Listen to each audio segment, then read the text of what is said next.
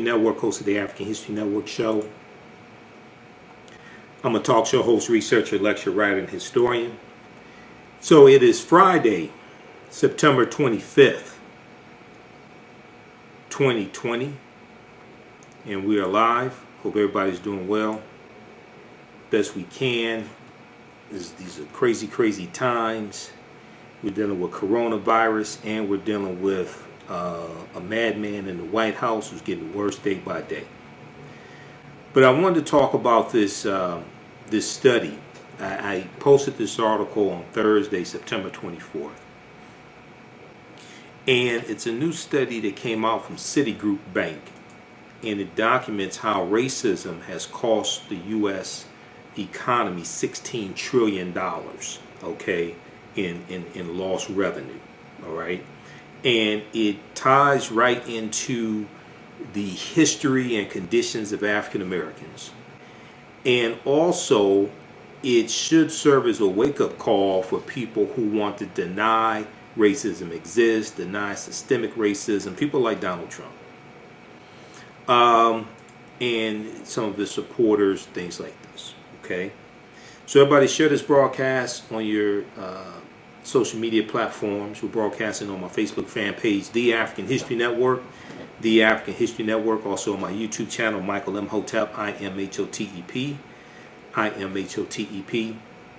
On YouTube, follow me on Facebook and YouTube. Turn on notifications so you know when we go live also. All right. Then African American business owners, post the name of your business here on the thread of the broadcast. We'll let you know how you can advertise with the African History Network. We have a few ad slots left.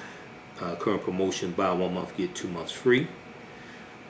All right, so let's jump into this here. So I saw an article from CBSNews.com. I monitor about 35 different news sources on a daily basis. Even when I'm on the road, I do a lot of reading. If you look at the articles that I post on our Facebook fan page, The African History Network, The African History Network, you see they come from a variety of news sources. So I read articles from CBSNews.com, also Black Enterprise, and then also a good article from National Public Radio, NPR.org, dealing with this study. Well, if we look at the article from CBSNews.com,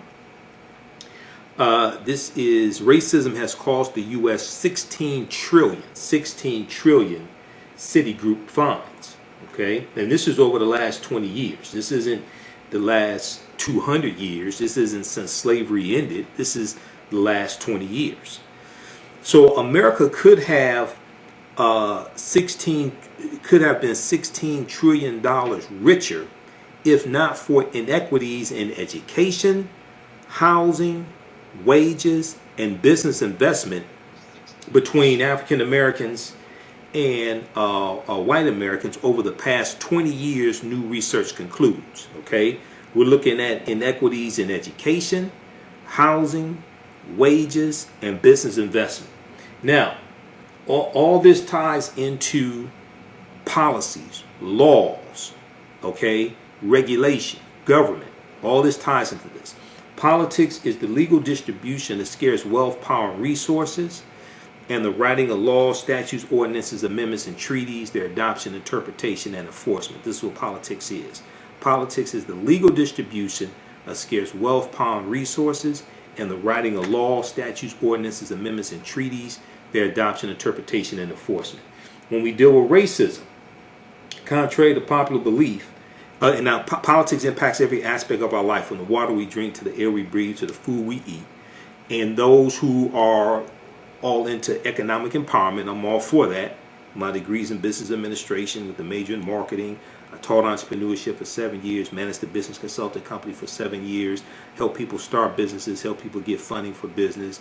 I managed African American owned businesses where we had contracts with the city of Detroit, county of Wayne, and the state of Michigan. So I'm very familiar with city, county, and state government, getting contracts, keeping contracts. I'm familiar with the certification process, becoming a vendor for the state of Michigan, all of that stuff. Okay?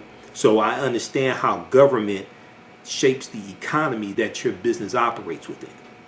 All right? And all we have to do is look at what happened with Donald Trump mishandling the coronavirus pandemic, which then tanked the economy.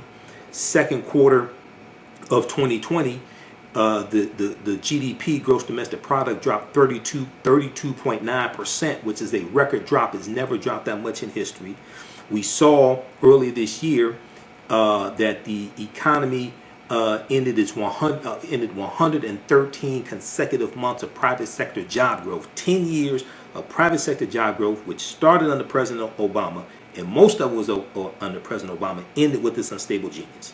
So I'm very familiar with how laws and policies and government shapes the economy that your African American owned business operates within, or that the businesses that we work for, the corporations that we work for, are impacted by the government. That's external. Okay, when you deal with a SWOT analysis, SWOT, strengths, weaknesses, opportunities, and threats, which was a chart created by the Boston Consulting Group. This, when you study marketing, you study this. A SWOT analysis, strengths and weaknesses are things that are internal to your organization. Opportunities and threats are factors external to your organization. The economy is one of those things that's external to your organization. All right, that's just a little background in business and marketing, etc. All right, so when we look at this study, everybody share this broadcast. This is a different type of conversation and things you'll see a lot of other places. America could have been $16 trillion richer if not for inequities in education, housing, wages, and business investment between African Americans and white Americans. Okay, so all this deals with policies, all this deals with regulations, government, etc., banking regulations, redlining, things like this. So the study released this week by Citigroup. This article came out September 23rd, 2020 from CBSNews.com. The study released this week by Citigroup Bank, is the latest in a body of research that attempts to quantify the economic impact of systemic racism. This study seeks to quantify the economic impact of systemic racism. What is racism? Okay, I watch MSNBC. MSNBC is on right now. It's just muted. I watch MSNBC all day when I'm out on the road. I'm listening to MSNBC through the TuneIn radio app, or I may listen to the Black Information Network on 11:30 a.m. here in Detroit. I may listen to 9:10 a.m. Superstation because my radio show's on 9:10, so I guess I should listen to them. But oftentimes when, and especially recently, when we look at in the news and they talk about racism, they talk about Donald Trump, they talk about policies, they talk about the Breonna Taylor case, they talk about police misconduct targeting African Americans, things like this, and they talk about racism. Usually they don't define from a historical perspective what racism is. Racism is a system of advantage and privilege distributed based upon race. Racism has nothing to do with not liking people, calling people racial epithets, calling people racial slurs, things like that. That's bigotry. That's not racism. Racism is a power structure. Racism is a system of advantage and privilege distributed based upon race. Racism occurs when one race of people control the majority of the wealth, power, resources, privileges, benefits, land, access to education, access to opportunity. They control the laws, they control the government, they control the healthcare system, corporations, media, etc. This is racism when they control the majority of the wealth, power, resources, benefits, privileges, land, access to education, etc. And they use that to marginalize, subordinate, and do harm to another race of people. This is what racism is. That don't have nothing to do with calling people racial epithets. That has nothing to do with not liking people. Okay? So we have to understand this. In the concept, in the power structure, racism comes out of the ideology of white supremacy. White supremacy is an ideology that European culture, European phenotypes, European ways of doing things is superior to other people. Okay? And this is an ideology that develops coming out of the Dark Ages, going into the Renaissance period. coming out of the 1400s going into the 1500s, when Europeans start conquering people's land, and you have Columbus 1492, August 3rd 1492, and landing in the Bahamas October 12th 1492. When you have Europeans coming out of the Dark Ages, Portugal, Spain, other European nations, and they're circumnavigating the globe, and they're conquering people's lands, and they're extracting wealth from people's lands, enslaving people, extracting the gold, extracting the silver, etc., and rebuilding Europe, because Europe had lost 1/3 to 1/4 of its people through the Black Death, the bubonic plague that hit in spurts from 1347 to 1400. The Black Death. Okay, Europe loses 1/4 to 1/3 of its population, from between 25 million to 75 million people. They had already been fighting the African Moors for hundreds of years.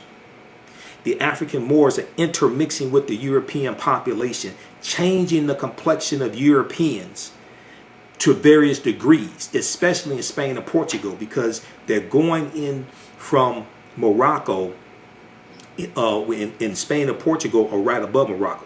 When they go in originally in 711 AD, even though there were already Africans in Europe, when they go in 711 AD, it's called the Iberian Peninsula. It's not Spain and Portugal. They're going into Spain, Portugal, France, Italy, Austria, Czechoslovakia, Germany, Sicily, going to Crete. They go into all these areas, and they're intermixing with the European population and changing the complexion of Europeans. Spain and Portugal probably get it the most, and historically the Spanish and Portuguese had a darker complexion than the English, Austrian, than the English, those in Germany, those in Austria, because when you look at a map, England and Austria and Germany are farther away from Spain and Portugal, even though the Moors are there. The Moors are in France. Okay, so as Europe is coming out of the Dark Ages and gaining power, these European countries, they're rebuilding themselves. They're oppressing Africans. They're enslaving Africans, because these were the same African people they had been dealing with for hundreds of years, the Moors. They weren't coming in contact when the Portuguese go into Mauritania in 1441. And this is when we look at the beginning of the transatlantic slave trade. Usually we started in 1441 with the Portuguese going into Mauritania. That ain't the first time they were dealing with Africans. They were dealing with them for hundreds of years. The Moors.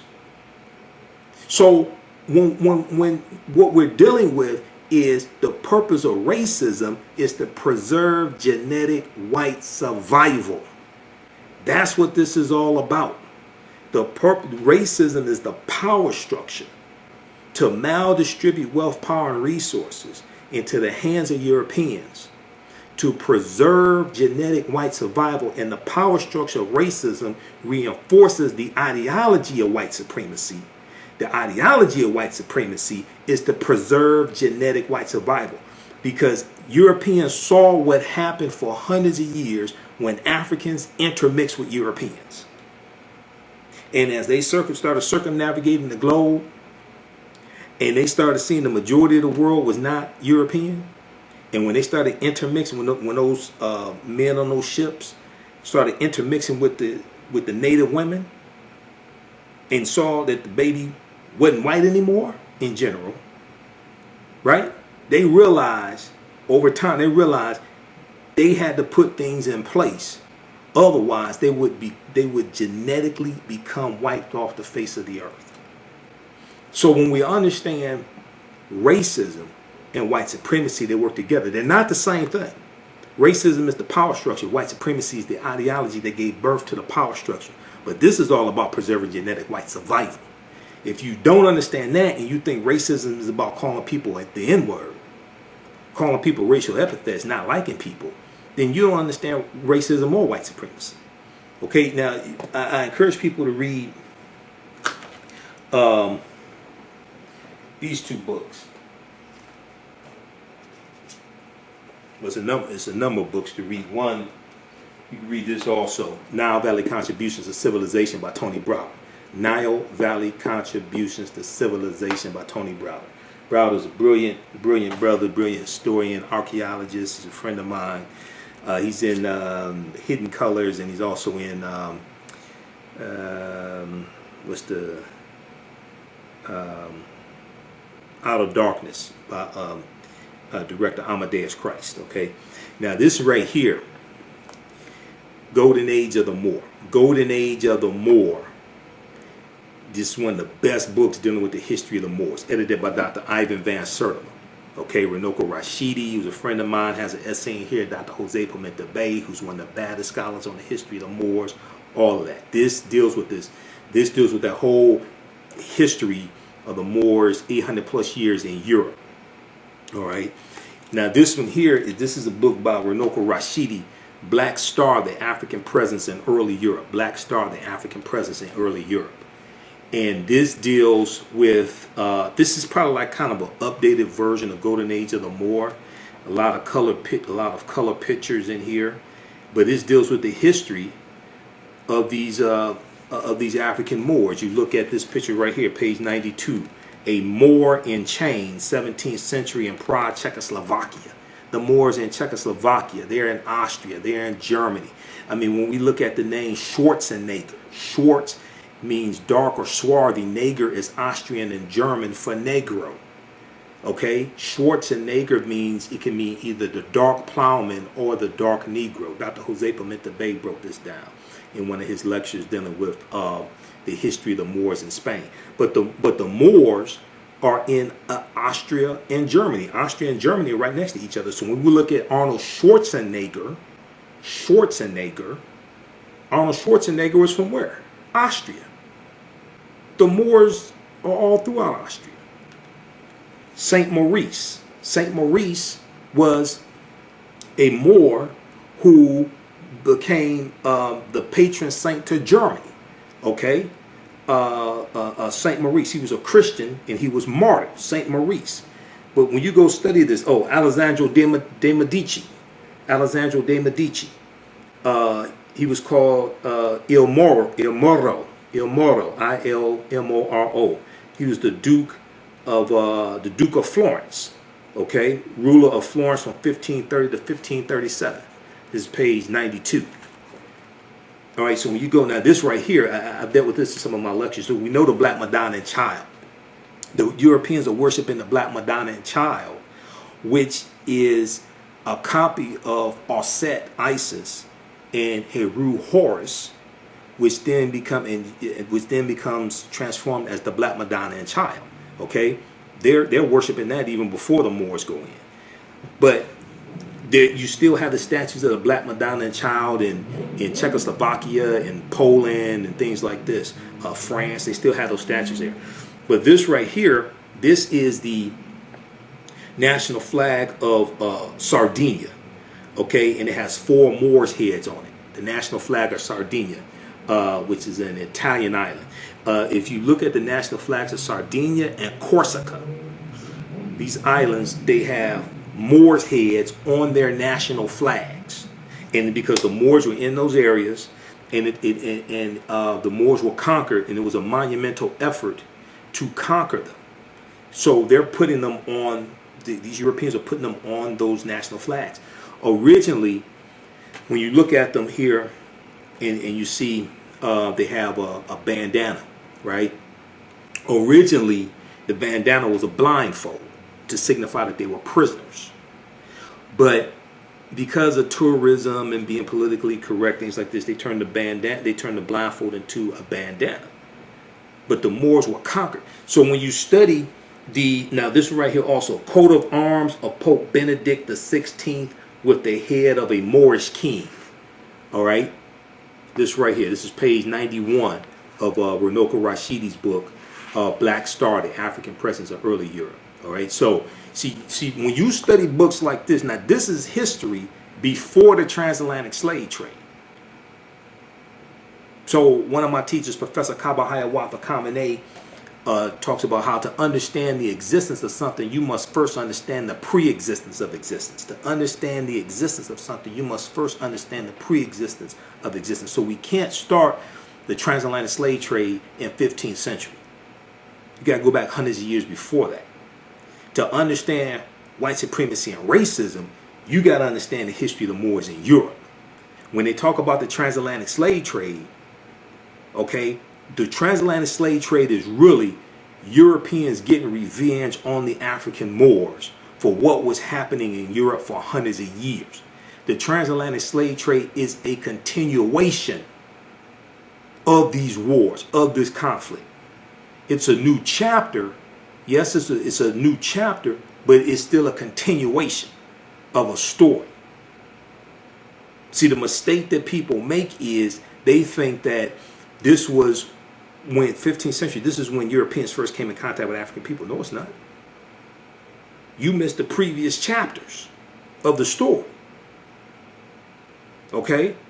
So then you get into the stratification of humanity into races. You deal with people like Dr. Johann Friedrich Blumenbach, who coined the term Caucasian in 1779. You deal with people like Dr. Carl von Linnaeus, things like this. And these people are stratifying humanity into what we call races based upon geographical origins, based upon phenotype, hair texture, skin colors. And they're attaching characteristics. And many of these characteristics can be negative characteristics. They're attaching these characteristics and stereotypes to races, but not based upon anything scientific. So when you read Post-Traumatic Slave Syndrome by Dr. Joy DeGruy, and I don't know where the hell my copy of Post-Traumatic Slave Syndrome is. I got five stacks of books in a bookcase behind me. I don't know where my copy of Post-Traumatic Slave Syndrome is. But she deals with some of this history. Okay, the origins of races. The concept of race basically evolves over the 16th, 17th, and 18th centuries. All right, so when we deal with a study like this right here from Citigroup, and it's talking about racism has cost the U.S. $16 trillion, okay, we really have to understand what it is that we're talking about and what racism is. All right, how's everybody doing? Share this, but this is a different type of conversation. All right, because I'm a different type of person. Follow me on my Facebook fan page, The African History Network, The African History Network. Follow me on my YouTube channel, Michael Imhotep, IMHOTEP. Okay, if you like this type of information, also you could donate to the African History Network, $ the AHN Show through Cash App, $ the AHN Show through Cash App, through PayPal, paypal.me/the AHN Show. PayPal.me/the AHN Show, or at our website, AfricanHistoryNetwork.com. Click on the yellow donate button. You can donate there. And all my DVD lectures and digital downloads are available there at our website. Articles I've written, things like that. And listen to the African History Network show Sundays, 9 p.m. to 11 p.m. Eastern Standard Time. We broadcast here on social media, and we broadcast. I do radio here in Detroit, 10 a.m. The Superstation, WFDF. All those shows are archived on Facebook and YouTube, and in audio podcast format. So you go to my website, AfricanHistoryNetwork.com, click on listen to podcasts, and we're on 8 different podcast platforms. Just search for the African History Network show wherever you get your podcast from. All right, because I have over 1,000 audio podcasts going back to 2010. Okay, so let's continue here. But I have to give you some of that historical foundation so we can understand this study. So we can understand what racism is in the origins of this. I had to give you that historical foundation. So the study released this week by Citigroup is the latest in a body of research that attempts to quantify the economic impact of systemic racism, which basically is racism, because racism is systemic by nature, because racism is a system of advantage and privilege distributed based upon race. Citigroup arrived at its $16 trillion figure after estimating that 1. African American workers have lost $113 billion in potential wages over the past 2 decades because they could not get a college degree. African American workers have lost $113 billion with a B billion in potential wages over the past 2 decades. We're just looking at 20 years, from 2000 to 2020. We ain't looking at that. We're not looking at 246 years of slavery. We're not looking at 400 years. We're just looking at 20 years, okay? Black workers, African American workers have lost $113 billion in potential wages over the past 2 decades because they could not get a college degree, all right? So many of us are discriminated against, don't have the money to go to college, etc., may not have the grades to go, what have you. The housing market lost $218 billion in sales because African American applicants could not get home loans. So we're dealing with oftentimes redlining when it comes to getting home loans, not having collateral, not having enough credit, which deals with a lack of generational wealth, which is systemic. Okay, one of the things, if we look at, well, let's look at the next one. About $13 trillion in business revenue never flowed to the economy because black entrepreneurs could not access bank loans. About $13 trillion in business revenue never flowed into the economy because African American entrepreneurs could not access bank loans. So we just look at the personal protect of the pandemic protection program, the loans, the PPP loans, dealing with coronavirus and how a lot of African American owned businesses were excluded from that, discriminated from that, didn't have the proper relationships with the banks, etc. Things like this are generational. Are you ready for a new black economy? Well, Hapi, The Role of Economics in the Development of Civilization, is a brand new documentary that will set you on a new path of knowledge and enlightenment. The Hapi film gives viewers a snapshot of our economic history from the dawn of civilization right up until today. The underlying theme of the film is the interrelationship between the three essential components of economics, politics, and culture.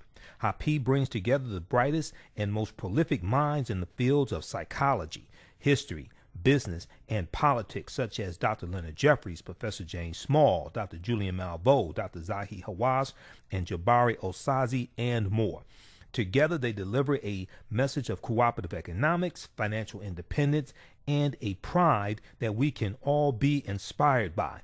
The film is on sale now. It's streaming on all digital formats. Or for DVD, please visit Hapi, H-A-P-I, hapifilm.com. Use offer code HAPI, AHN, for a 10% discount. The revolution will not be televised. It will be digitized, coded, and branded. Don't let your young person get left behind. Join Tech Core 2 on Saturday, September 26, 2020 in their 6th straight year, providing tech, STEM, science, technology, engineering, and math, coding, and Saturday classes. Tech Core 2's mission is to develop a technology pipeline program for urban youth from kindergarten to college to career entry.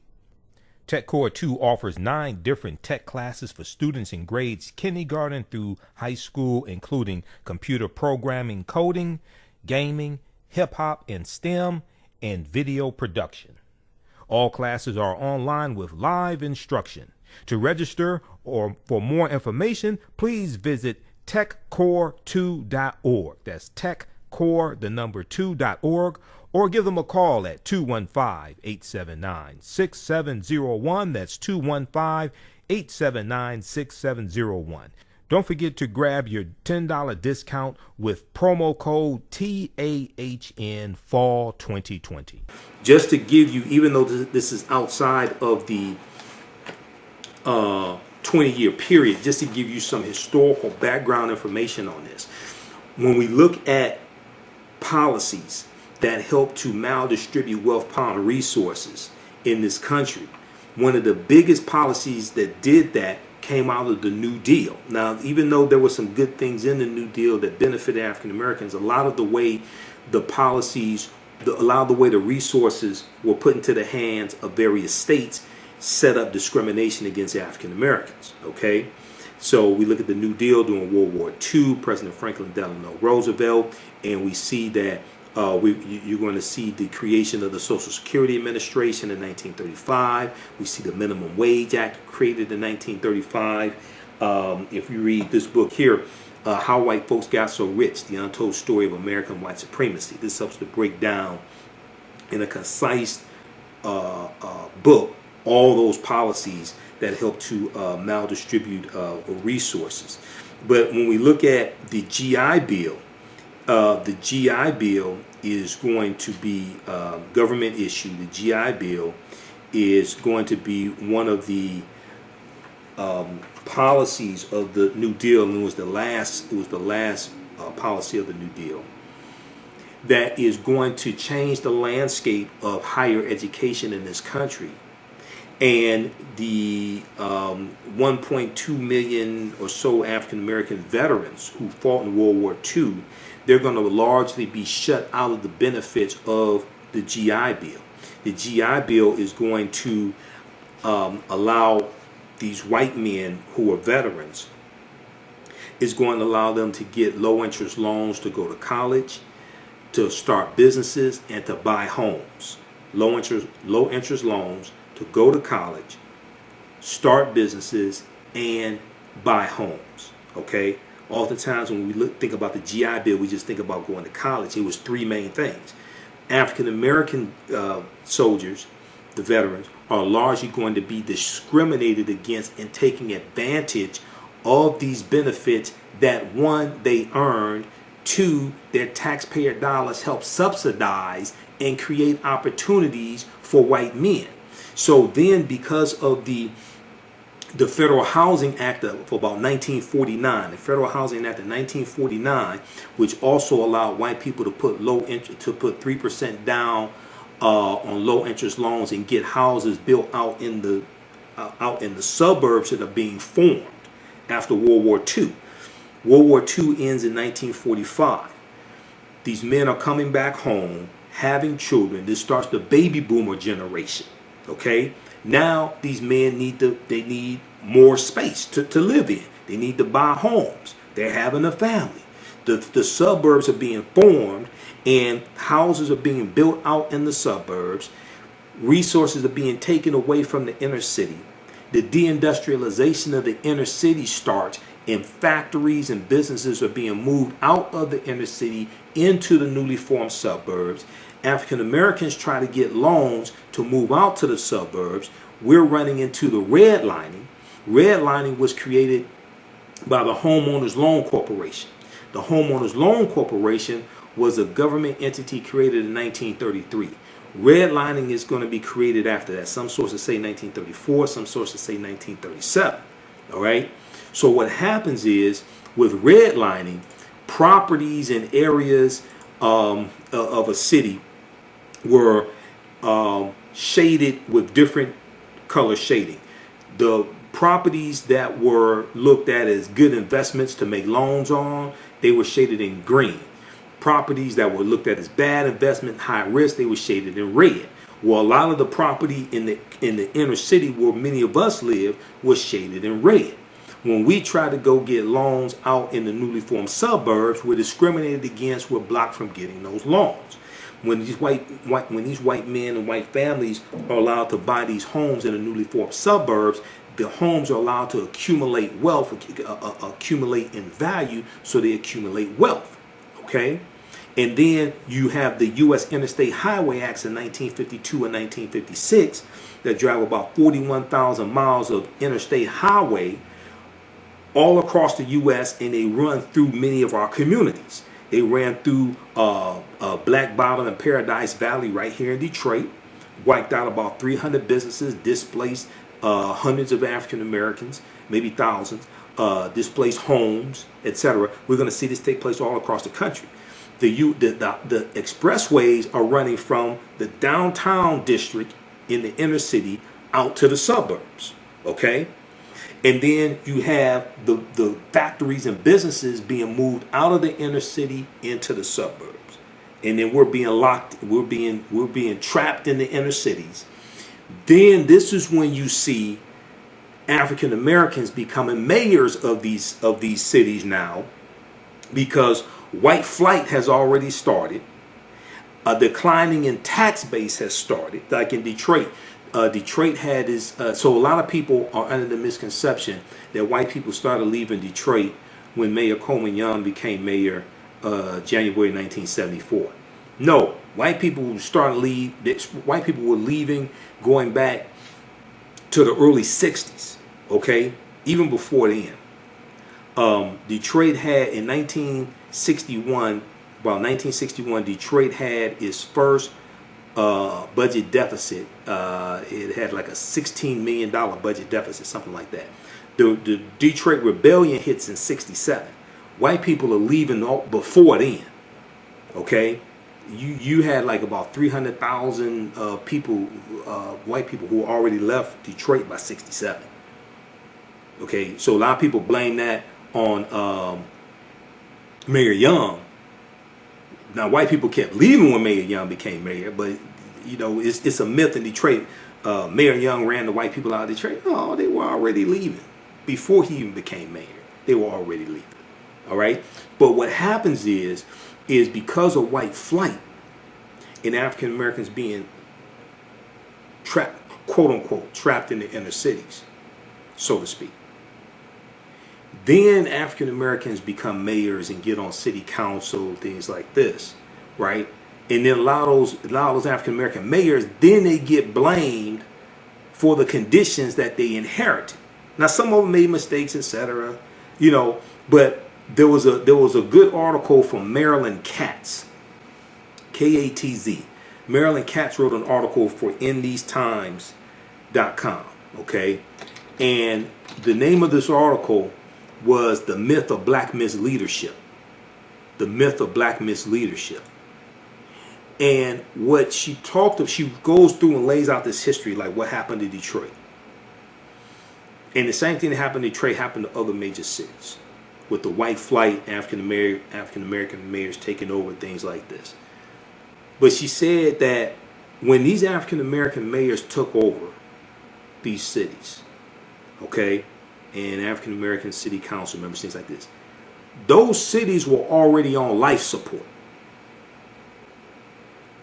See, the myth is, it was because the cities were in those conditions because of black mayors. In general, no.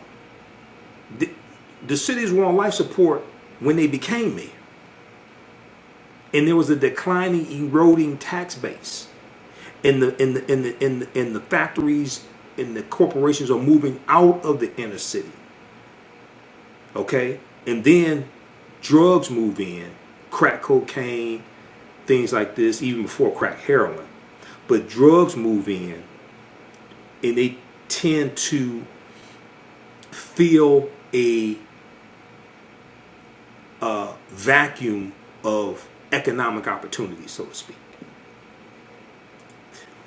Read this article from blackpast.org, Redlining 1937. Redlining 1937, which deals with the history of redlining. The origin of the term redlining stems from the policies developed by the Homeowners Loan Corporation, HOLC, created in 1933 by the Franklin Roosevelt administration to reduce home foreclosures during the Great Depression, and then institutionalized by the 1937 U.S. Housing Act, which established the Federal Housing Association. Okay, so read this. This gives you some background history. I don't have time to get deep into it, so I'm going to try to keep this short. All this deals with policy.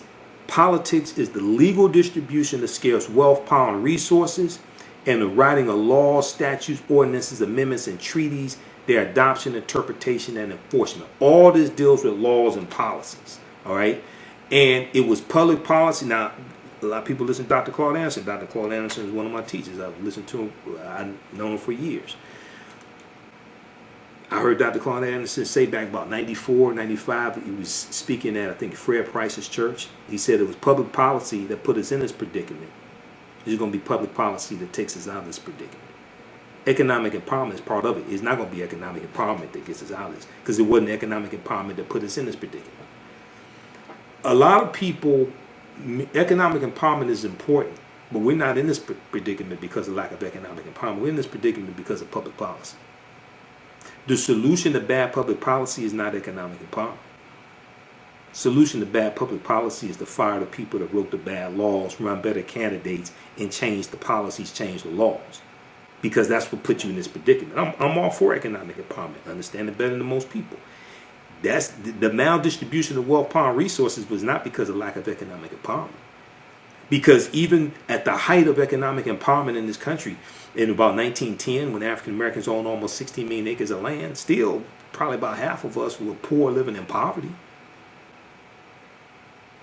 It's the policies, it's the laws Economic empowerment is important, but this, once again, people are oftentimes, people may prescribe the right prescription for the wrong illness.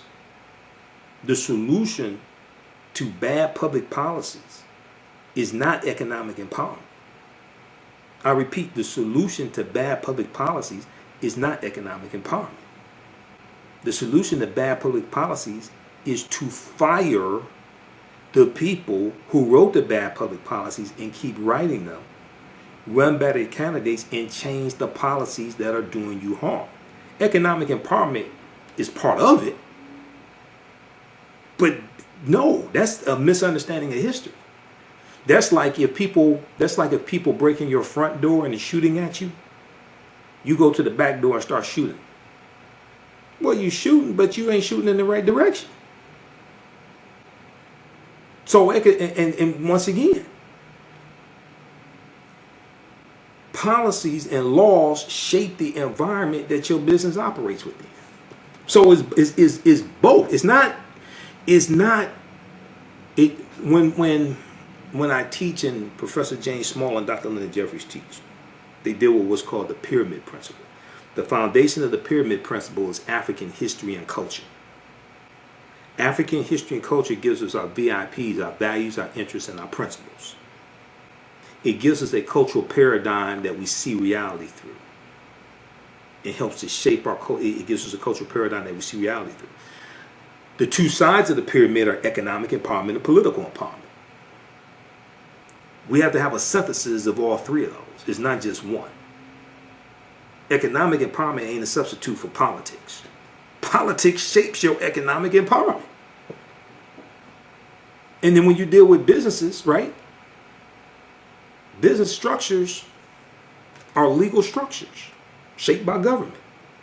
LLC, limited liability company, S corporation, a partnership, sole proprietorship. That's all dealing with government.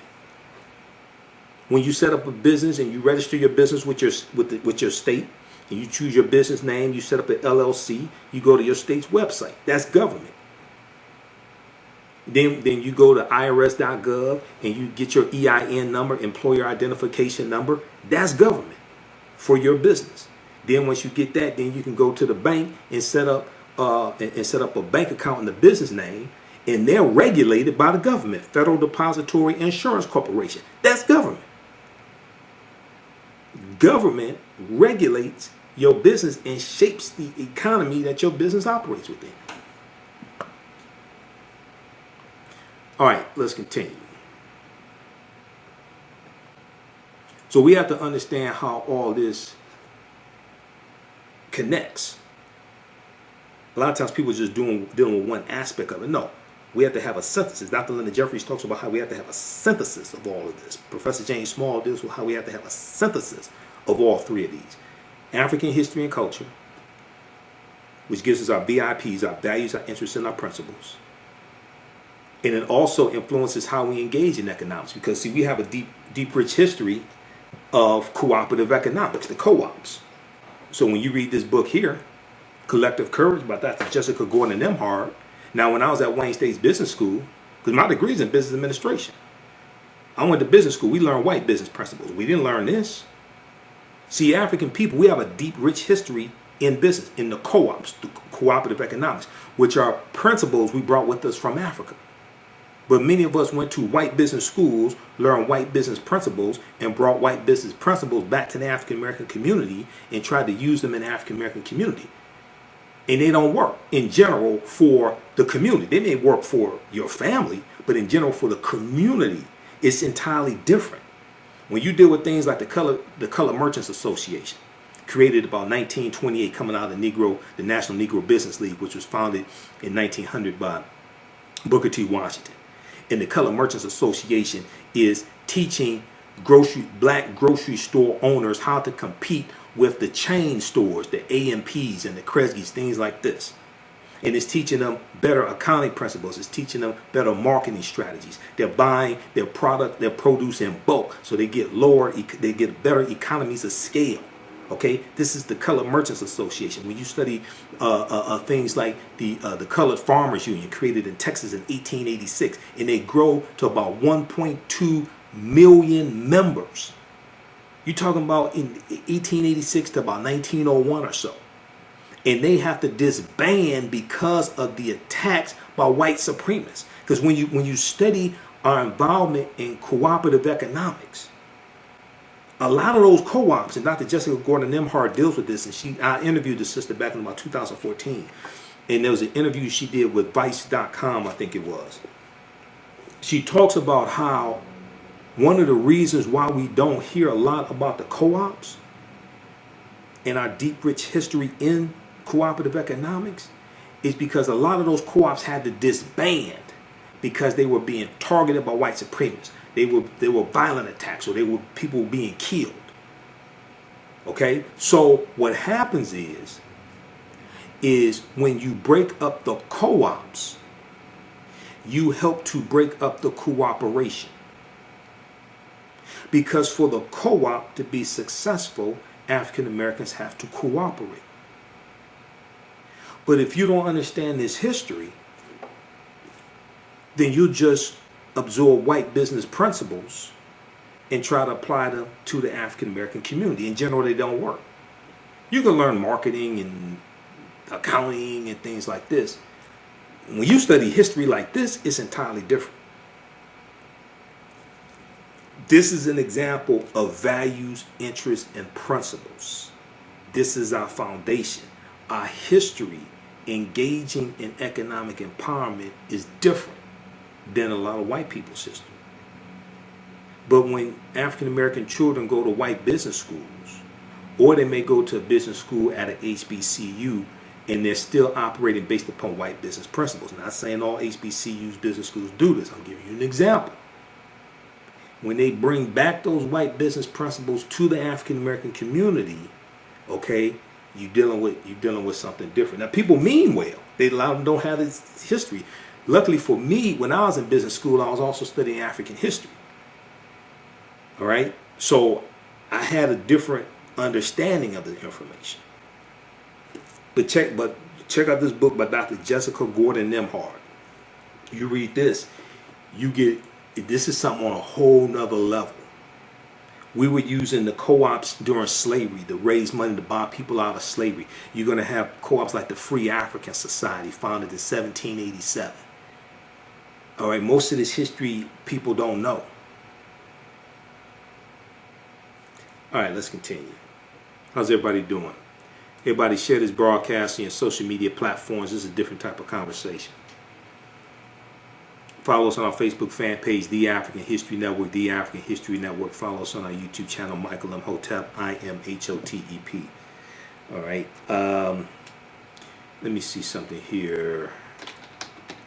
Let me see if we could pull up this article dealing with cooperative economics by Dr. Jessica Gordon Nimhart. Was that Vice or Vox? Which one was that?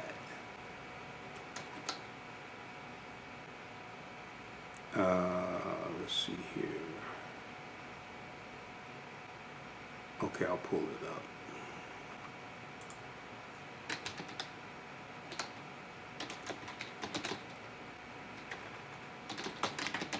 I need to interview that sister again. That sister's deep. All right.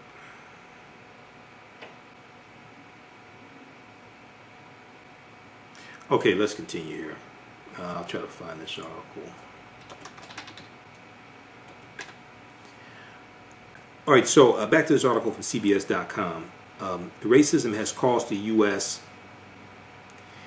$16 trillion. Racism has cost the U.S. $16 trillion. Now, Donald Trump, when he was interviewed by Bob Woodward, at first he didn't want it. He denied that systemic racism existed. Then he said if it does exist, it doesn't exist as much as other countries, things like this. He still downplayed the significance of systemic racism, just like he played down or downplayed the severity of the coronavirus. Okay, so I guess he wants to keep it on the down low. Is he like a big fan of R. Kelly or something? I don't know what that's about. How black co-ops can fight institutional racism. This is an interview with Dr. Jessica Gordon-Nemhard. How black co-ops can fight institutional racism. We talked with Dr. Jessica Gordon-Nemhard, an expert on cooperative economics, about the ways that blacks can join together through a capitalistic enterprise and create social change. We'll post I think this is the right, this is the right article.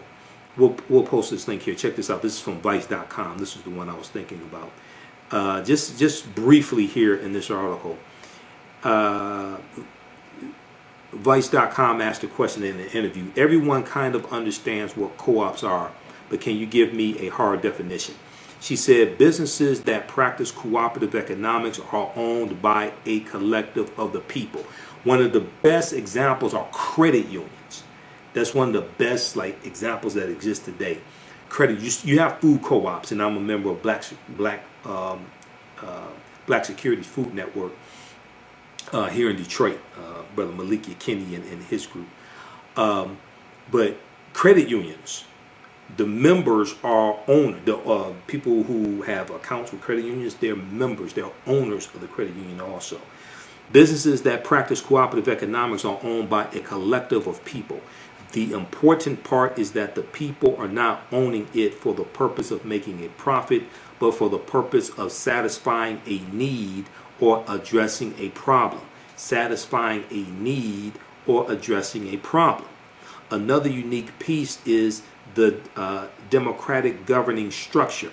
Everybody who owns it has one vote regardless of how much money they put into it.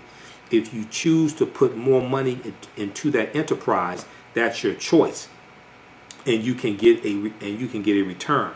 But your ability to make the decisions for the enterprise are equal to anyone else's. It's a way to democratize and make more grassroots ownership possible. All right. Now, let me see. Okay, so she talks about satisfying a need as opposed to making money.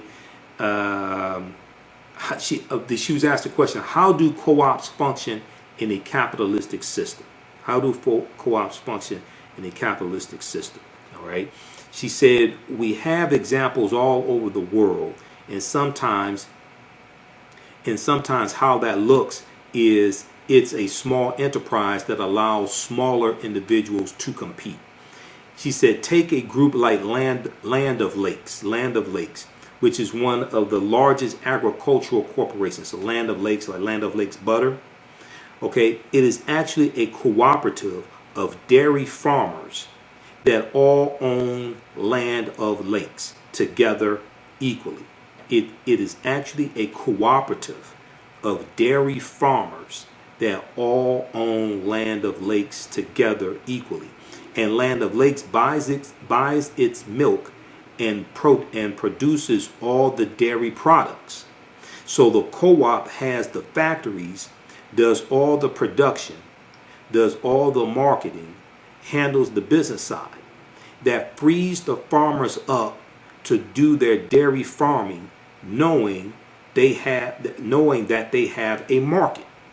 Individually, they would not be able to afford a production plant or afford all the advertising. Let me repeat this. Individually, these farmers, these are white farmers. Individually, they would not be able to afford a production plant or afford all the advertising.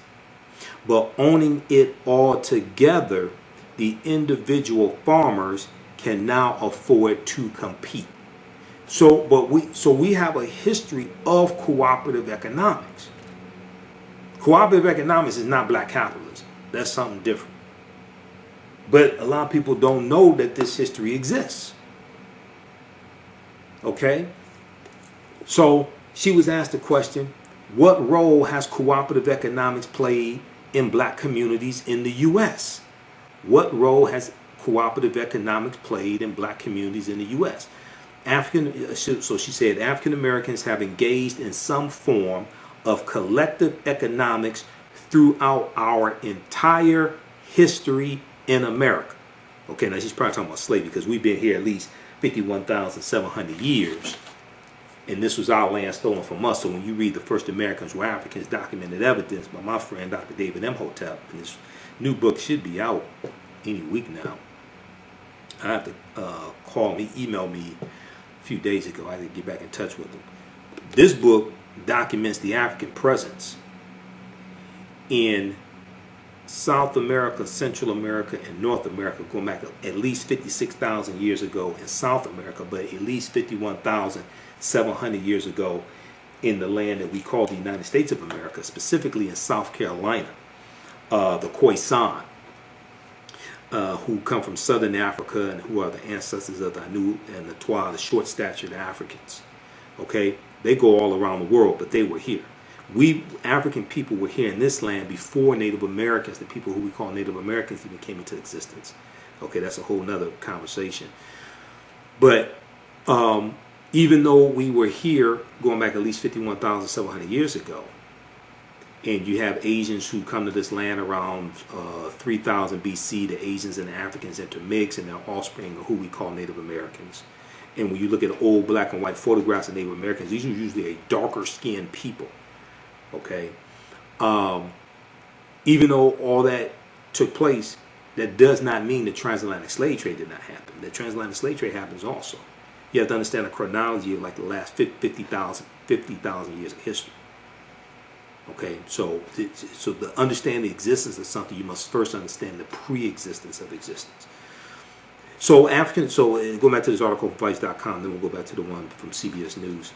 African Americans have engaged in some form of collective economics throughout our entire history in America.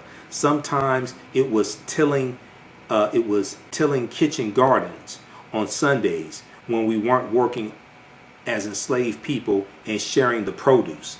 Sometimes it was putting in dues to bury loved ones. Okay, because you're going to have these benevolent societies that are going to raise money to bury loved ones and things like this. You're going to have some societies that raise money to buy people out of slavery. By the 1700s and 1800s, we had more formalized systems of collective economics that were more enterprise driven, like insurance companies and collective farming, because African people were coming from communal societies. We're coming from society. So if you read books by Dr. Ishaka Musa Barashango, Dr. Ishaka Musa Barashango wrote, I have it here somewhere in one of these stacks, African People and European Holidays of Mental Genocide. African People and European Holidays of Mental Genocide. And when we look at the principle, when we look at the Nguzu Saba, the 7 principles of Kwanzaa, and we look at Ujima, collective work and responsibility, okay, is talking about African people working together in our societies, collective work and responsibility. So Dr. Shaka Musa Barashango talked about how traditionally African people spent like 1/3 of the year in celebration. He said because we worked together and got the work done, so we had time for celebration. So that ties into Ujima, okay, collective work and responsibility. Then the 4th principle, Ujamaa, cooperative economics. All right, these are all African principles that are part of Kwanzaa to reconnect us to African history, African principles, reconnect us to those values, interests, and principles that give us our foundation. Revitalizing, restorative, indulgent, essential. Crease Love Butter Raw Shea Butter Collection. How do we know if our skin products are truly delivering all of the health benefits they should? Crease Love Butter is a thoughtful combination of hand-selected ingredients designed to enhance the level of your skin's health. Crease Love Butter is an ideal gift for health-conscious loved ones and is a pleasure to both give and receive. They've harnessed the restorative powers of raw shea butter and infused it with their love and passion for revitalizing skin that you will undoubtedly feel from the first use. Visit their website today, creaselovebutter.com. CREAS, creaselovebutter.com. Put your skin in the game. Yaya Rule is a line of African print-inspired apparel catered to the black community. The pieces include t-shirts, sweatshirts, hoodies, jackets, dresses, skirts, activewear, bags, and other accessories and home decor. This brand offers a revived way for men and women to wear their black pride and honor their African heritage anywhere at any time. This apparel line is for anyone, whether you are working in the corporate world, are an entrepreneur, or an artist. Their selection will allow you to casually let your pride shine or dress it up as wanted. It is for those who have already embraced African fabrics and for those who are just getting introduced to them. Reclaim and experience a part of our culture with rich and colorful African prints. The clothing line and the accessories are available right now starting at $17.99. For more information on the new items and accessories, visit yayarule.com. So by the 1700s and 1800s, we had more formalized systems of collective economics that were more enterprise driven, like insurance companies and collective farming. Eventually, we had collective grocery stores, credit unions, and health care. Grocery stores. Now, I live in Detroit. Now, I don't know about anybody else around the country, right? All the black people I know eat every day, or at least try to eat every day, want to eat every day. I don't know what y'all do around the country, okay? If we can't figure out how to have collective grocery stores, when that is part of our history, then I don't know what the hell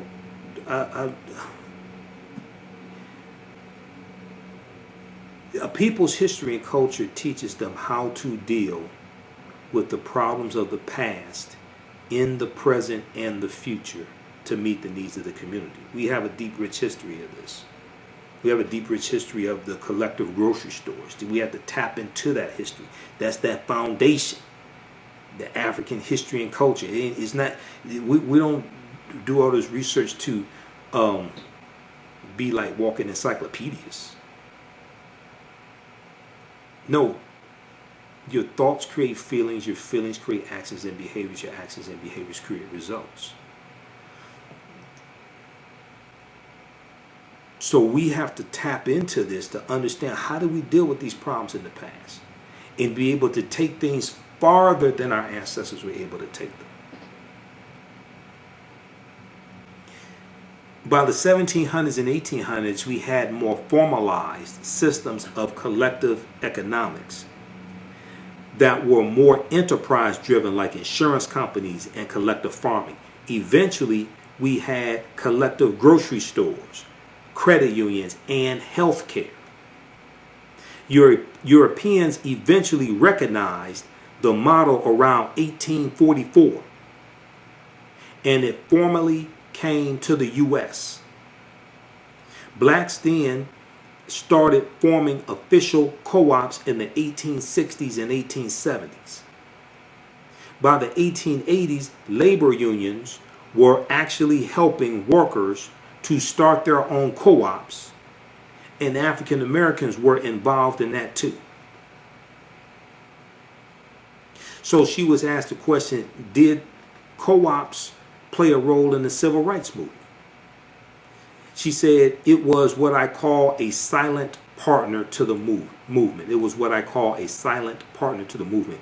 This was done by African Americans partly to survive outside of U.S. capitalism, which was so exploitive. It was also a way to create independence and wealth so we could be more politically active.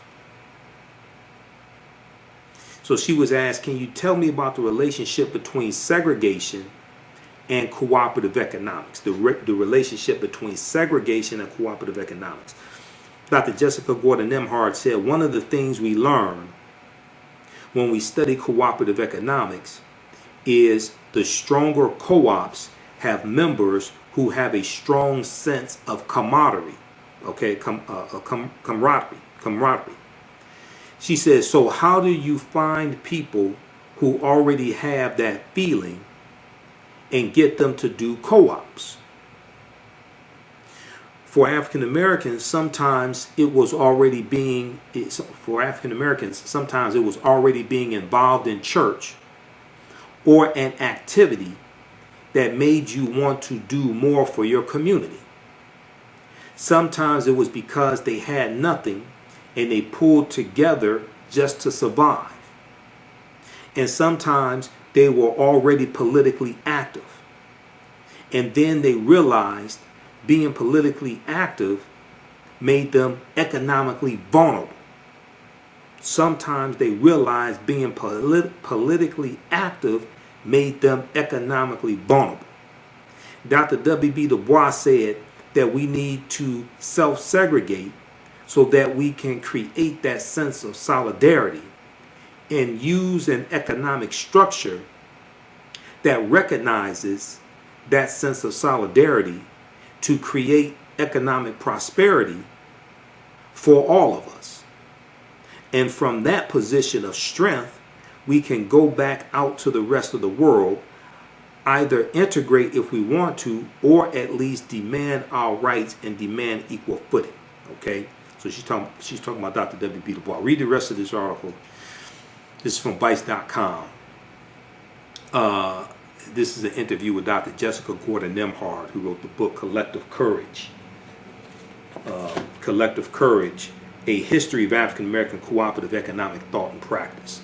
So this is an article from Vice.com, How Black Co-ops Can Fight Institutional Racism. This is from August 9th, 2016, by Sage Howard. How Black Co-ops Can Fight Institutional Racism. All right, let's see here. Let's post this link here. Also, if you want to advertise with the African History Network, email us customer service at africanhistorynetwork.com. Customer service at africanhistorynetwork.com. We'll let you know you can advertise with us. Current promotion, buy 1 month, get 2 months free. We have, I think, maybe 2 more slots available because we just brought on some new advertisers today. An African American business owners, post the name of your business here in the thread of the broadcast as well. Okay, so let's continue.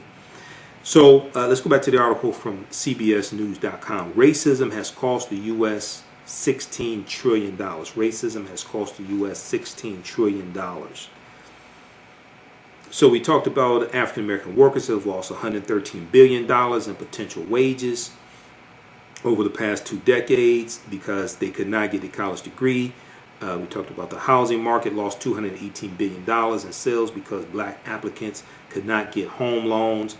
Also, about $13 trillion in business revenue never flowed into the economy because African American entrepreneurs could not access bank loans.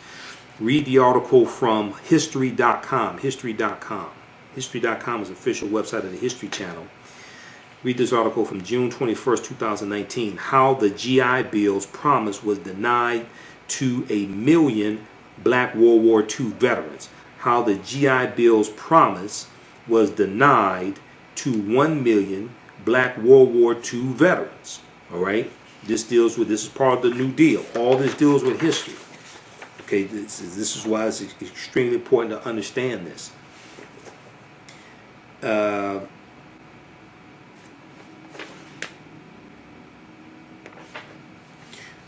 When it talks about the GI Bill's effect on black veterans, just to give you some background information on this, this is page 2 of this article. From the start, black veterans had trouble securing the GI Bill's benefits. Some could not access benefits because they had not been given an honorable discharge from the military, and a much larger number of African American veterans were discharged dishonorably than their white counterparts. Veterans who did qualify could not find facilities that delivered on the GI Bill's promise. African American veterans in a vocational training program at a segregated high school in Indianapolis were unable to participate in activities related to plumbing, electricity, and printing because adequate equipment was only available to white students. Simple intimidation kept others from enjoying the GI Bill benefits.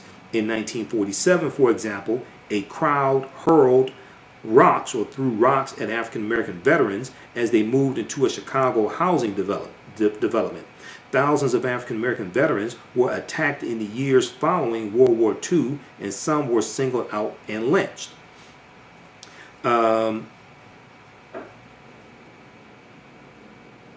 Okay, so read the rest of this. It talks about redlining, a white post-war housing boom, and redlining in black neighborhoods.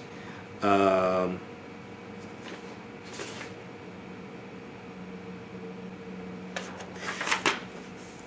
GI Bill and the racial wealth gap. The GI Bill and the racial wealth gap. The original GI Bill ended in July 1956. By that time, nearly 8 million World War II veterans had received education or training, and 4.3 million home loans worth $33 billion had been handed out. But African American veterans had been left behind, as employment, college attendance, and wealth surged for whites.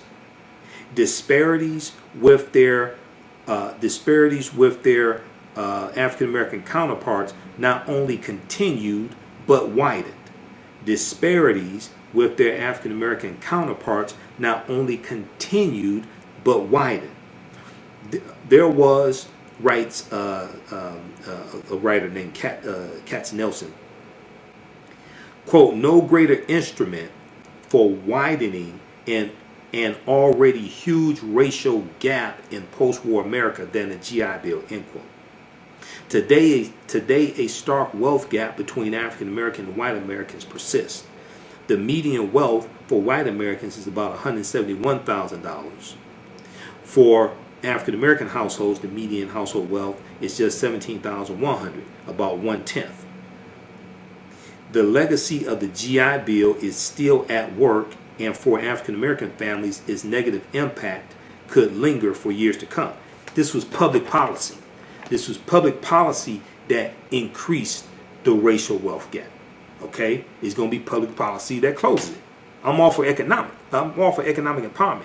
But that ain't what caused this. This was government. This was laws. This was policies. I'm all for economic empowerment and us doing business with one another and the 5-story building. I'm all for all that. That ain't what caused this. So we have to be very clear on this. All right. So read that article, and then you can also read FDR signs GI Bill. FDR signs GI Bill as well. From history.com. That was June 22nd, 1944. That's when it was signed. All right, so let's go back to the article from CBS.com. Racism has cost the U.S. $16 trillion. And all this deals with policies and laws and things like this as well. So the U.S. could have $5 trillion in gross domestic product over the next 5 years if these gaps and others were closed today, the study indicated. The U.S. economy could have $5 trillion added to the GDP, gross domestic product. The GDP is about $19.5 trillion as it is now. Right, about $19.5 trillion. Okay. So, yeah, U.S. GDP totaled $19.5 trillion last year in 2019. Now we know it dropped 32.9% in the second quarter of this year because of this dumbass in the White House who has no clue what he's doing. Okay, Donald Trump. This is an example of how elections have consequences. Quote, racial inequality has always had an outsized cost, one that was thought to be paid only by underrepresented groups, the Citigroup banking chair Raymond McGuire said in a statement.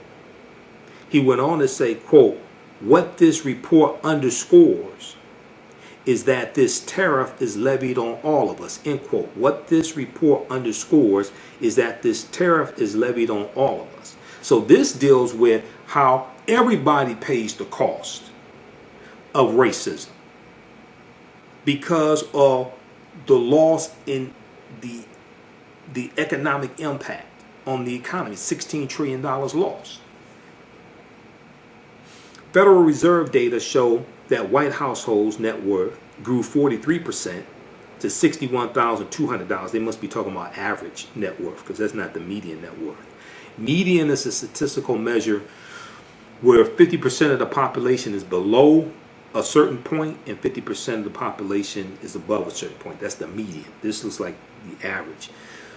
Federal Reserve data showed that white households' net worth grew 43% to $61,200 between 1995 and 2016. Between 1995 and 2016.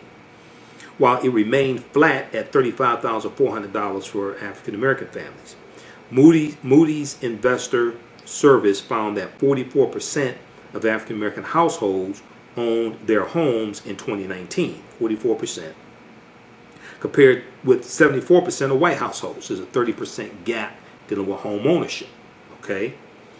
So this is why home ownership is so important. So this is why you hear a lot of talk right now. This is not an endorsement, but if you watch my Sunday night show, we've been going through breaking down Joe Biden's plan to empower Black America. It's in 6 parts. So we've been past 5 weeks. We've been going through breaking it down. It's a 22-page agenda for the African American community. We've been going through page by page, policy by policy, breaking it down. One of the things that they're focusing on is increasing the rate of home ownership for African Americans. Okay, and right now with this coronavirus pandemic, African Americans are more vulnerable to being evicted when it comes to renting because a lower percentage of African American households are owners. Okay, and if you own your home, if you have some positive equity in your home, you can possibly tap into that positive equity, get a line of credit or something like that,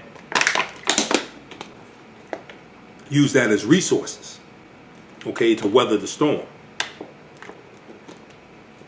But also, if you are a home owner, it's going to, in general, it's going to take longer for you to be thrown out of your house if you own it than if you just rent it in general.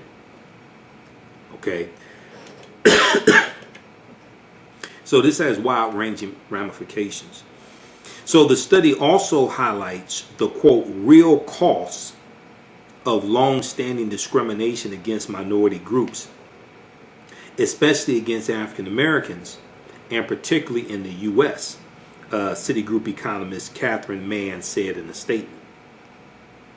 A McKinsey study released in 2019 explored how these and other inequities have reduced the nation's wealth. The McKinsey study from 2019 explored how these and other inequities have reduced the nation's wealth. So when Donald Trump talks about make America great again, notice he doesn't talk about these inequities.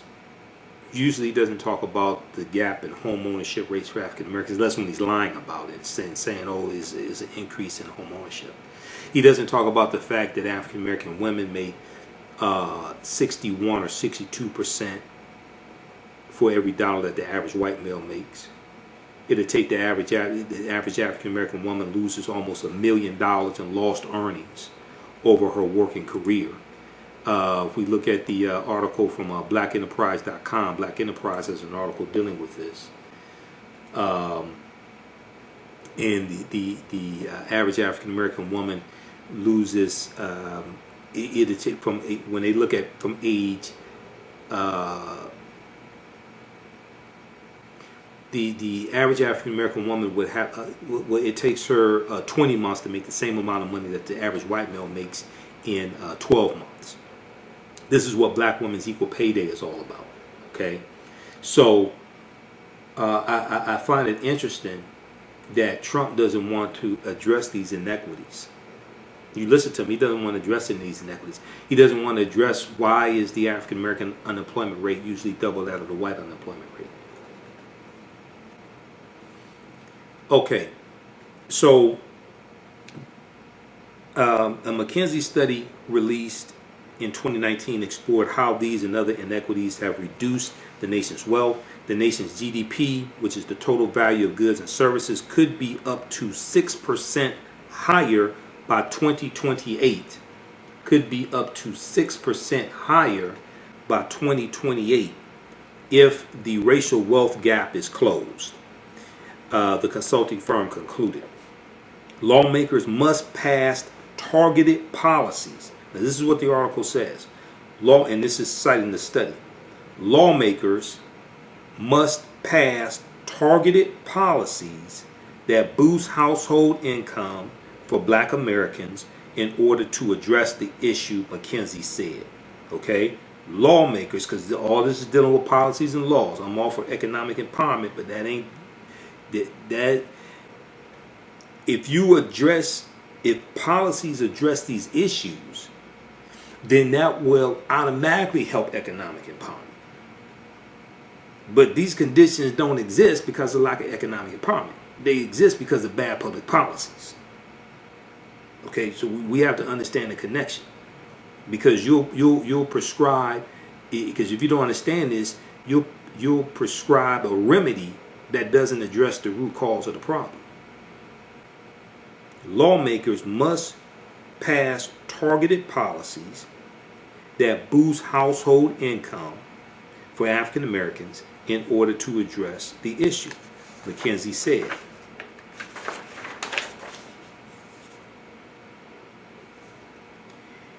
Quote, the country has over $1 trillion to gain from the effort, end quote. Now, incarceration rates among African Americans, voter suppression efforts, and conscious bias in hiring all play a role in hindering the U.S. from making strides in closing this gap. So it's showing the impact that racism, implicit bias, and things like this is having on America, how it is harming America. Some people will go along with racism because they think it just benefits them. It's showing how this is harming everybody in lost revenue for the economy. Separately, the financial giant Citigroup on Wednesday said it would direct $1 billion toward helping closing the racial wealth gap, including investing $550 million over the next 3 years in encouraging home ownership for people of color. All right. I hope most of it's going to African Americans. All right. Another $50 million will go toward capital investments for African American entrepreneurs. Another $50 million, will go toward capital investments for African American entrepreneurs. All right, now if we look quickly here at the article from NPR.org, National Public Radio, cost of racism, U.S. economy lost $16 trillion because of discrimination, bank says, September 23rd, 2020. They lay out some of the things they lay out. They lay out 4 key racial gaps between African Americans and white Americans. $13 trillion lost in potential business revenue because of discriminatory lending to African American entrepreneurs, with an estimated 6.1 million jobs not generated as a result. An estimated 6.1 million jobs not generated as a result. Now, at the beginning, I talked about how racism is a system of advantage and privilege distributed based upon race. Okay? What this shows is how if you are fair and if you level the playing field, how this will benefit the economy overall. an estimated 6.1 million jobs not generated as a result. Next, 2.7 trillion in income lost because of disparities in wages suffered by African Americans. $2.7 trillion in income lost because of disparities in wages by African Americans. Because if we have more disposable income, we're going to spend it. We'll spend it with African American owned businesses. Most of it, with 97% of our dollars, we spend with people that don't look like us. But it will also help the overall economy. That helps the stock market. It helps the balance sheets, the profit margins of corporations, etc. All right. If we look at the article from blackenterprise.com, black women lose out over $1 million in their careers to the wage gap. Black women lose out over $1 million in their careers to the wage gap. And this is from 2019, October 17, 2019. And they talk about how at this time African American women make 61 cents for every dollar that the average white male makes. But they also deal with how even at the PhD level, how African American women only make 60 cents for every dollar that their white male counterparts make. Okay, and they're dealing with this huge, how the average African American woman loses almost $1 million in her working working career from age. They look at from like about age in her 40-year career. Okay, they're looking from age 20 to about age 60. A black woman will lose out on $946,120 over a 40-year career if she continues to make 61 cents on the dollar that every white man makes due to the wage gap analysis by the National Women's Law Center shows. And we see African American men make about 79 cents for every dollar that the average white male makes. If we go back to the article from NPR.org, $218 billion lost over the past 2 decades because of discrimination in providing housing credit. $218 billion lost over the past 2 decades because of discrimination in providing housing credit.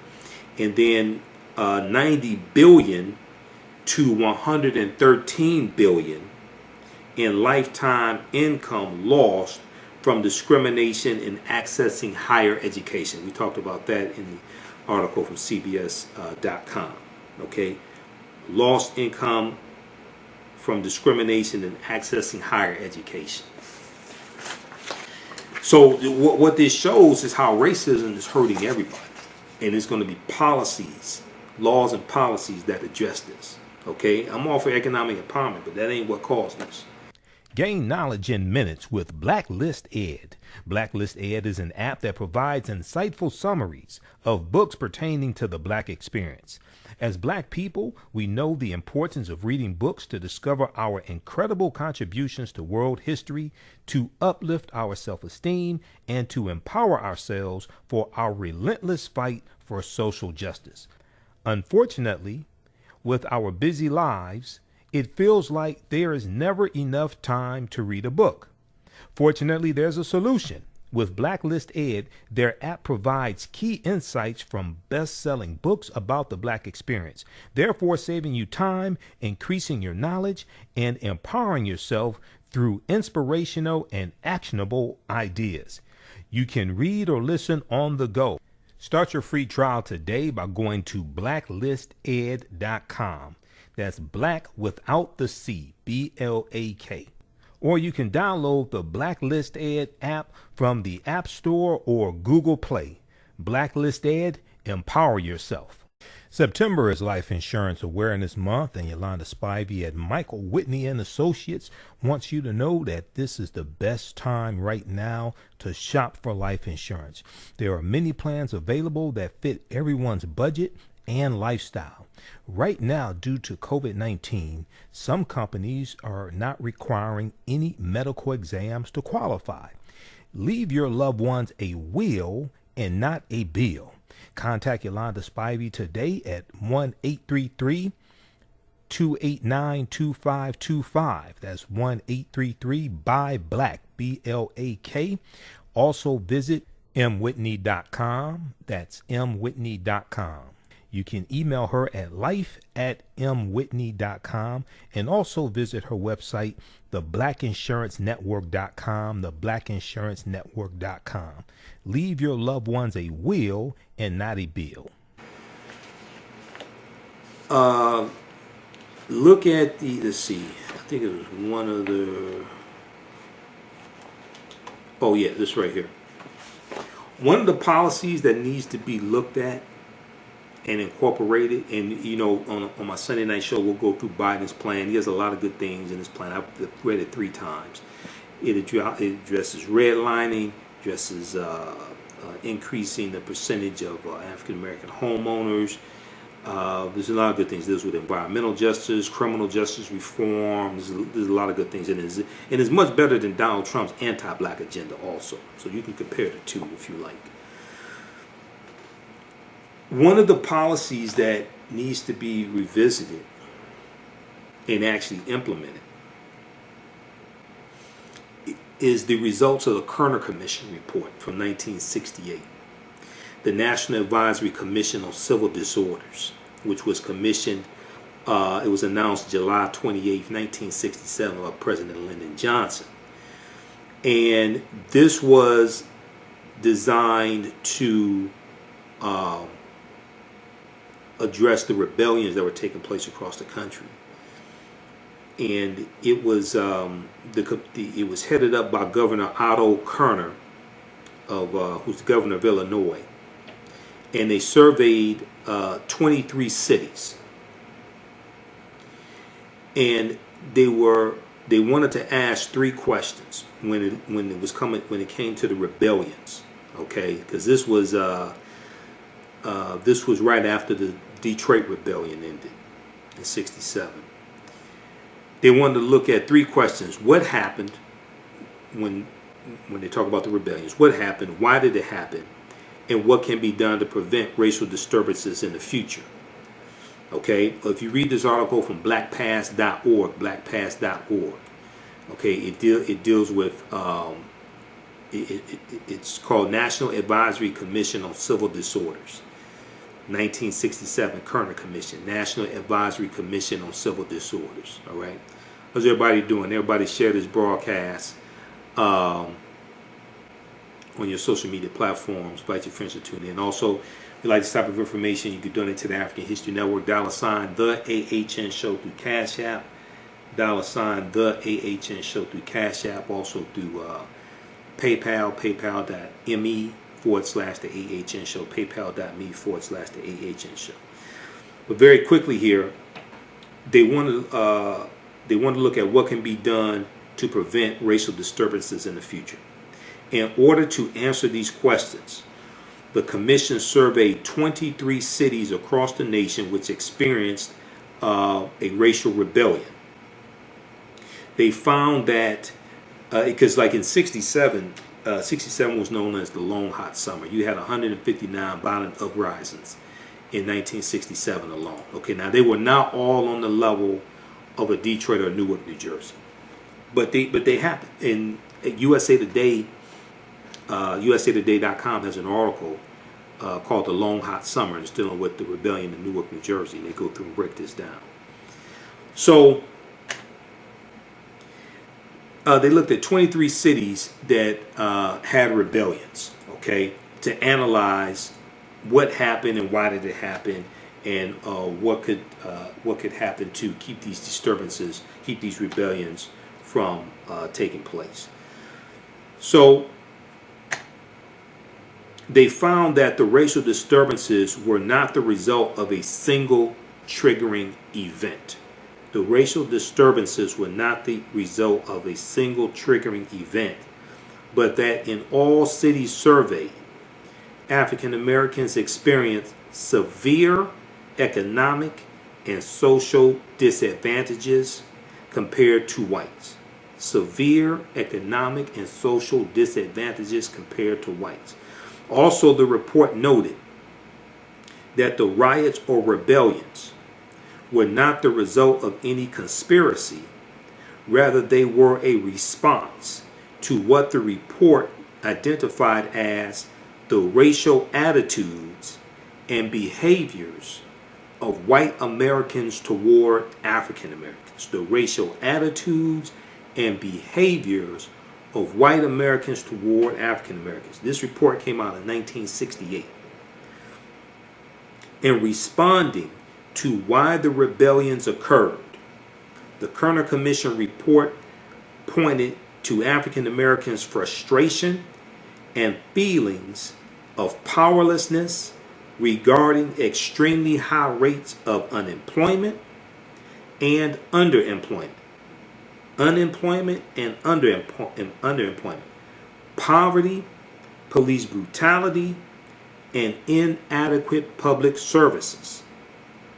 The report continued that a largely poor black population was confined to the central cities while a predominantly white population moved out, and that the racism of white Americans was, quote, essentially responsible for the explosive mixture, end quote, leading to the uprisings. The racism of white Americans was, quote, essentially responsible for the explosive mixture, end quote, leading to the uprisings. Now, answering the question, what can be done to prevent this in the future? The Kerner Commission report suggested that the federal government intervene to improve housing, improve education, improve employment opportunities, and social services for African Americans. Also, to dismantle discriminatory practices in education. Dismantle discriminatory practices in education, employment, the police force, and criminal court systems. Now, when we look at the report from Citigroup, the report from Citigroup is talking about over the last 20 years, $16 trillion lost to the U.S. economy because of inequities in education, housing, wages, and business investments in the African American community. Okay, so when we look at the Kerner Commission report from '68, and they're showing what's causing the rebellions, is not just impacting African Americans, is a loss overall. All of America hurt. All of America is impacted by racism. As long as racism is depicted as just hurting those black people over there that we don't want to come over here, we don't get the full perspective of how it's actually negatively impacting America. So President Johnson accepted the report, Lyndon Johnson, but did not support the conclusions, and minimal efforts were made to address the problem identified by the commission. Now, also, he's dealing with the Vietnam War at this time as well. And the Vietnam War is taking attention, a lot of attention away from the civil rights movement. 1967, March of 1967, Dr. King was interviewed for 26 minutes by NBC News, and it's on NBC News' YouTube channel. It's an excellent interview. It's called something like Beyond Civil Rights, Black Power, because Black Power was the next logical step in the civil rights movement. And the Black Power movement basically comes out of SNCC, Student Nonviolent Coordinating Committee, in 1966. And if you watch the interview that I did with Dr. Hassan Kwame Jeffries, who's a nephew of Dr. Leonard Jeffries, he's an associate professor of history at Ohio State University. And he was also on the advisory board that put together this study here that everybody should download and use. Everybody should download this, use this with your children, use this with your children's teachers, schools, etc. Teaching Hard History American Slavery, Teaching Hard History American Slavery from the Southern Poverty Law Center. This study documents how the history of slavery is being incorrectly taught in our schools, and it gives all different types of recommendations to better correctly teach the history of slavery. Now, Donald Trump needs to read this, okay? Because we saw, if you saw my Sunday night show, we talked about how Donald Trump is attacking the New York Times 1619 project, even though the 1619 project is flawed, and I talked about that. Go watch my Sunday night show from September 20th, 2020. 1619 project is flawed, but it should not be attacked by a sitting president. If you read the article from AtlantaBlackStar.com, our youth will be taught to love America. Trump vows to restore patriotic education in schools to counter the narrative that nation is wicked and racist. Okay, he doesn't want to deal with the history of slavery. He doesn't want to talk about slavery, anything like that. And he wants to attack the 1619 project. He threatened to, in California, he threatened to defund the school districts in California that are using the 1619 project to teach students, because there's a curriculum around the 1619 project also. Okay, so check that out and listen to the Sunday night show as well. If you read so when the 50th anniversary of the Kerner Commission report happened in 2018, people were revisiting it.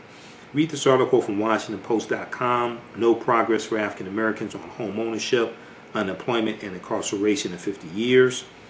No progress for African Americans on home ownership, unemployment, and incarceration in 50 years. This is from February 26, 2018. And it's looking at, now you have to understand what happened in the past 50 years, because things go up, things go down, etc. But it's comparing the results of the Kerner Commission report in 68 to what's taking place in 2018 also. Okay. All right. Let's see here.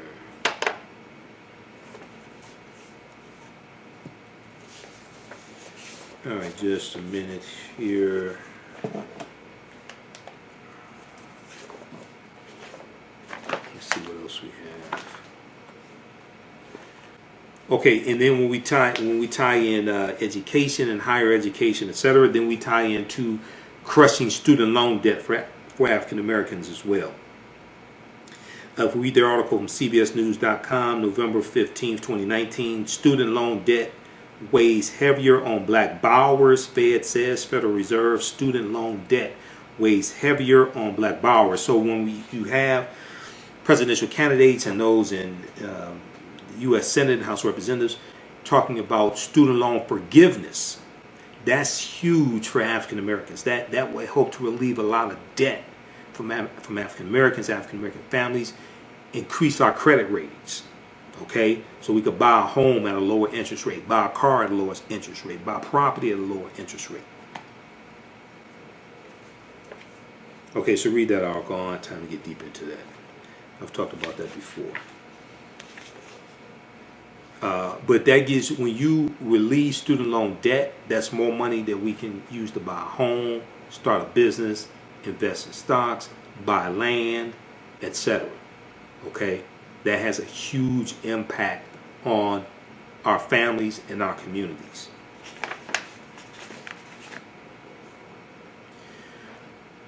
All right, so we're going to wrap it up with that. That's enough. Follow me on my Facebook fan page, The African History Network, The African History Network, and also my YouTube channel, Michael Imhotep, IMHOTEP. Follow me on Instagram, Michael Imhotep on Instagram, and The AHN Show, The AHN Show on Twitter. Okay? African American business owners, email us at customerservice@africanhistorynetwork.com. Customerservice@africanhistorynetwork.com. We'll let you know how you can advertise with the African History Network, a current promotion. Buy 1 month, get 2 months free. We have a couple more slots left for that. Okay. And you've seen some of the interviews I've done dealing with the film Hapi, the role of economic development in African civilization. Speaking of Dr. Leonard Jeffries and Professor James Small, these are two of my teachers there in this film. Are you ready for the new black economy? Well, Hapi is a brand new documentary that will set you on a path of knowledge and enlightenment. The Hapi film gives viewers a snapshot of our economic history from the dawn of civilization right up until today. Hapi brings together the brightest and most prolific minds in the fields of psychology, history, business, and politics. Professor James Small, Dr. Leonard Jeffries, Dr. Julian Malveaux. Together they deliver a message of cooperative economics, financial independence, and a pride that we can all be inspired by. It's on sale now is streaming on all digital formats, or for DVD, please visit the website hapifilm.com, H-A-P-I, hapifilm.com. Use offer code HAPI, A-A-P-I, A-H-N for 10% off. And they have online screenings of it also periodically. So when you go to the website, it lets you know when the latest screening is. I actually moderated a panel discussion with some of the cast members. It was a private online panel discussion for people who purchased tickets for an online screening of it. Okay, so that was a really, really good panel discussion. We dealt with a lot of history, dealt with ancient Kemet, ancient Egypt. I mean, we dealt with a lot. Hopefully they'll make it available. It's from the director Takid Grant, Brother Takid Grant. All right, so look, we're going to get out of here. Also, you can donate to the African History Network, $ the AHN Show through Cash App, $ the AHN Show through Cash App, and through PayPal, paypal.me/the AHN Show. Also, keep doing the research, stay on the air, finance our Sunday night show. Remember, at the African History Network, we focus on educating, empowering, and inspiring people of African descent throughout the diaspora and around the world, because right knowledge corrects wrong behavior. What you do for yourself, what you do to yourself, and what you allow other people to do to you and get away with is based upon what you think about yourself. What you think about yourself is based upon what you have been taught about yourself. What you've been taught about yourself is based upon everything you've read, heard, and seen about yourself. So when you control the radius of a man's thoughts, you can control the circumference of his actions, because the mind can't do or teach what it doesn't know. Also, listen to our audio podcasts as well. We're on 8 different podcast platforms: Castbox, iTunes, Stitcher, TuneIn Radio. So search for the African History Network Show wherever you get your podcast from. Then also go to our website, AfricanHistoryNetwork.com, AfricanHistoryNetwork.com, and click on listen to podcasts as well. Okay. All right, so we're going to get out of here. Remember, right now is correct wrong behavior. It's not over till we win. Wakanda forever. We'll talk to you next time. Peace. The revolution will not be televised. It will be digitized, coded, and branded. Don't let your young person get left behind. Join Tech Core 2 on Saturday, September 26, 2020 in their 6th straight year, providing tech, STEM, science, technology, engineering, and math, coding, and Saturday classes. Tech Core 2's mission is to develop a technology pipeline program for urban youth from kindergarten to college to career entry. Tech Core 2 offers 9 different tech classes for students in grades kindergarten through high school, including computer programming, coding, gaming, hip-hop and STEM, and video production. All classes are online with live instruction. To register or for more information, please visit techcore2.org. That's techcore2.org, or give them a call at 215-879-6701. That's 215-879-6701. Don't forget to grab your $10 discount with promo code TAHN Fall 2020. The books Ivy and Catalina Visit Sellville and Brooklyn Softball Adventures are from authors Sidney Carujo, Brooklyn Carujo, and Shanine Dowes Carujo. In Ivy and Catalina Visit Sellville, readers will join Ivy and Catalina as they tour the small town of Sellville with their grandparents to learn about the world of science. The girls will learn about the structures and functions of the cell. This book provides great analogies that make learning about the cell easy for kids. The book Brooklyn Softball Adventures takes readers on the journey with Brooklyn through her first 2 seasons of playing softball. Through facing adversity, Brooklyn and her teammates build their confidence and learn to love the game. The book encourages children to try new things and never accept defeat. Ivy and Catalina Visit Sellville is by Sidney Carujo and Shanine Dials Carujo. And Brooklyn's Softball Adventures is by Brooklyn Carujo and Shanine Dials Carujo. Both books are available right now at Amazon.com, BarnesandNoble.com, BooksAMillion.com, and Target.com. Are you ready for a new black economy? Well, Happy, the Role of Economics in the Development of Civilization is a brand new documentary that will set you on a new path of knowledge and enlightenment. The Happy film gives viewers a snapshot of our economic history from the dawn of civilization right up until today. The underlying theme of the film is the interrelationship between the 3 essential components of economics, politics, and culture.